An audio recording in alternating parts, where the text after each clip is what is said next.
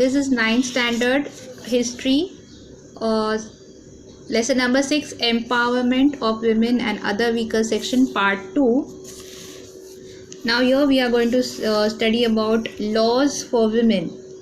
Now according to this law, there were laws for women. That is, before that women were considered a weaker section, but now there were laws for women. The Hindu Code Bill 1956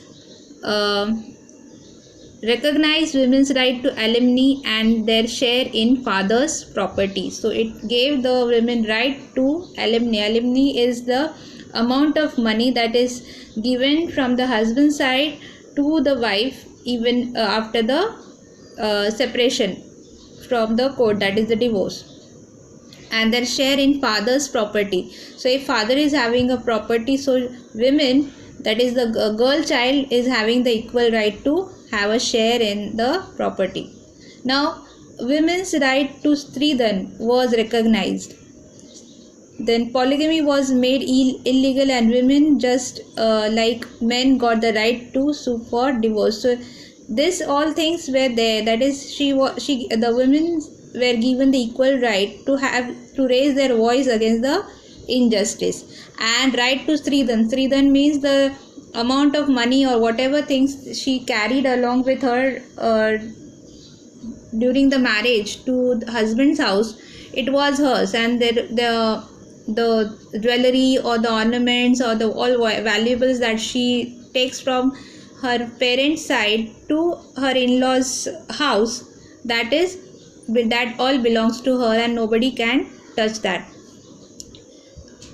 Prevention of Dowry Act, that is in 1962, made both giving and taking of dowry a cognizable criminal offense. So that is, whoever is giving dowry or taking dowry, that is the amount of money during the marriage, a condition of marriage, where they are putting either on the girl side or on the boy side, that is by the people of their family or the members of the family, was a criminal offense. And this law was made more stringent in 1984. Maternity Benefit Act, that is of 1961, gave women the right to get leave from work at the time of childbirth. So during childbirth, as per this act, the women is getting leave from the work. She is eligible for the leave. Nobody can remove her from her job. And in 1984, amending the Act of 1981, more stringent provisions were made. So there were modification in the act. There were family courts. Now let's see what are family courts.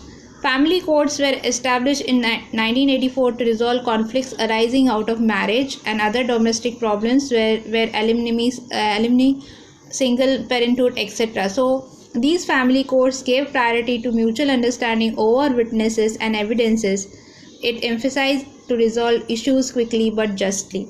So these family courts, all the cases, all the matters were discussed related to family problems, and it was heard, it was and resolved also very quickly and justly.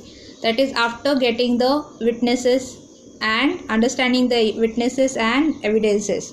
So these were the special courts where all the family matters were discussed. Trial involving alimony in 1985.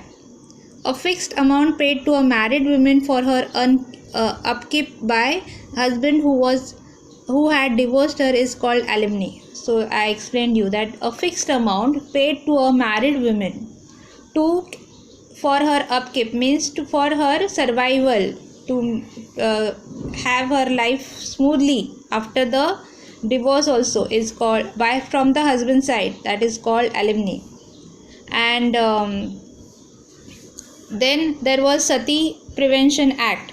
The incident of Sati by Roop Kaur on 4th September 1987 created an uproar. She did not do this on her own but was forced to do it.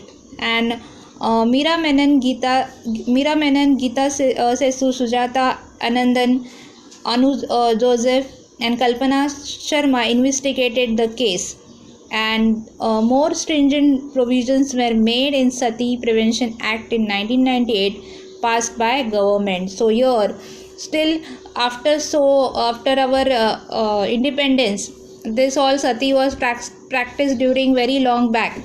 Yes, but as the people were educated, and this Sati was prohibited from by the society, that the cases were very low, but still the things were going on a hush hush manner. And but in this after this incident of Roop cover, she was compelled to do it. She was not ready to go for the Sati, but she was compelled to do by the people.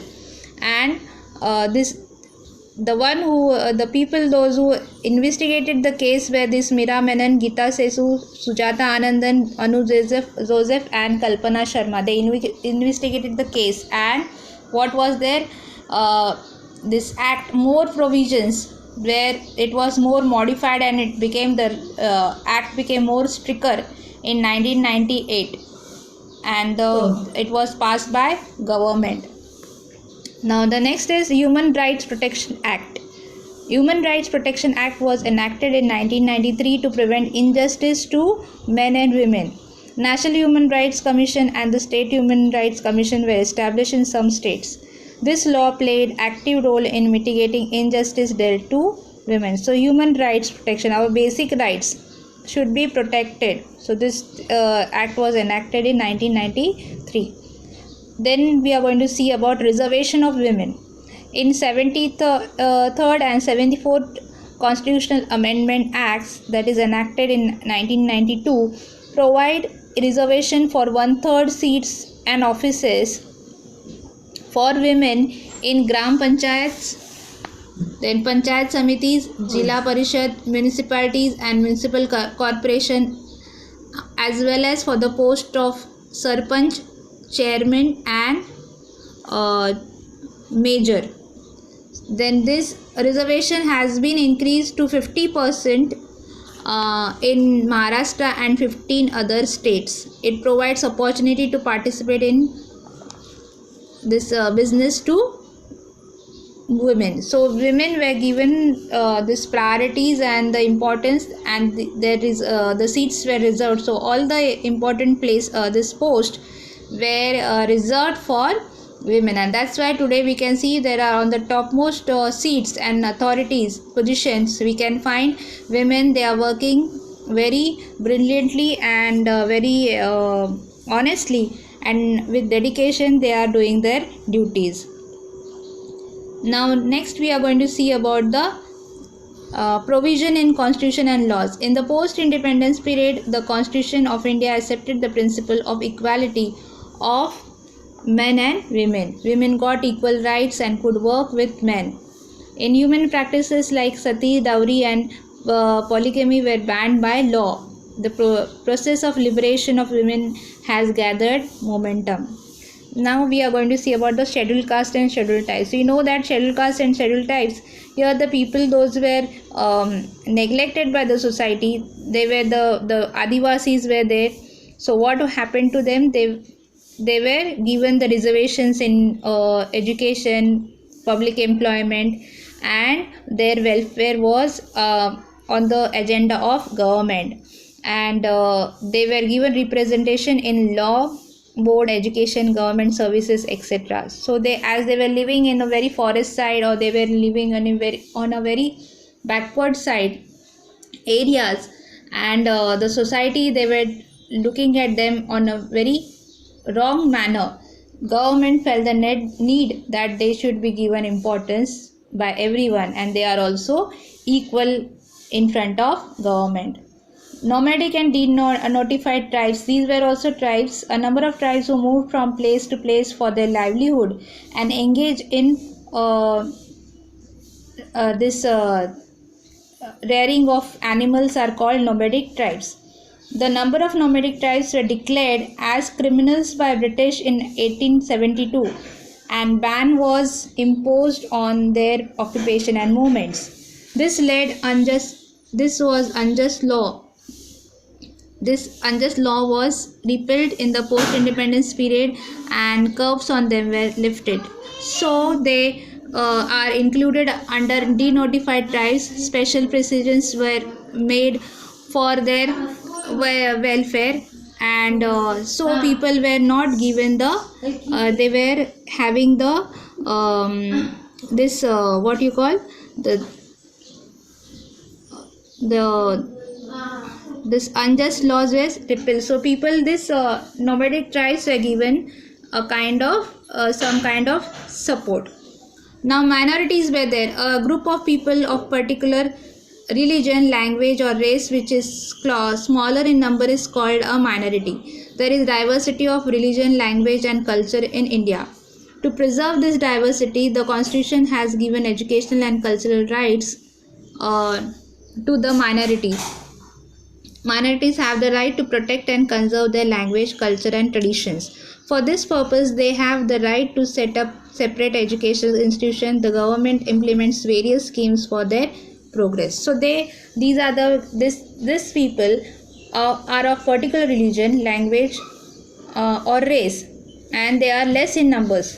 So what happened, they also have the right to protect and conserve their language, culture and tradition, and government implemented various schemes for their progress.